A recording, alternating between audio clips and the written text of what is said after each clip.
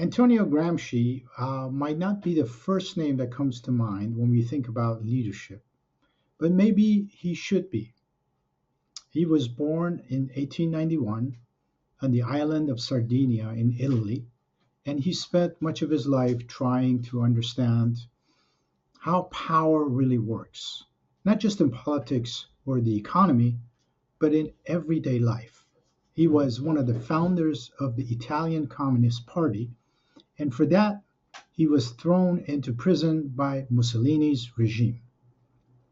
While locked up and in poor health, he filled his notebooks with reflections on power, culture, education, and change.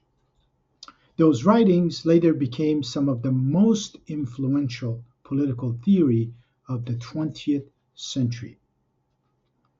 Gramsci believed that power isn't only enforced through laws or police. Often it works quietly through culture, through the stories we tell, the values we hold, and the things we call common sense. This is what he called cultural hegemony. And that idea opens up an important conversation about leadership.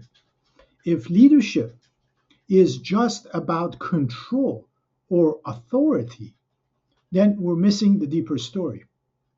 Real leadership involves shaping how people see the world. It's about making space for new ways of thinking to take hold, especially when dominant ideas keep people stuck in systems that don't really serve them.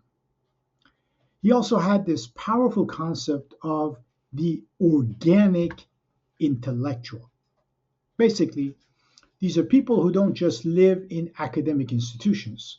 They emerge from within communities and help others make sense of their lived experiences. They ask questions, challenge assumptions, and connect the dots. In this light, leadership becomes an act of education and dialogue. It's not about telling people what to do, it's about learning together and working toward a shared vision of change. Another big piece of Gramsci's thinking is what he called praxis,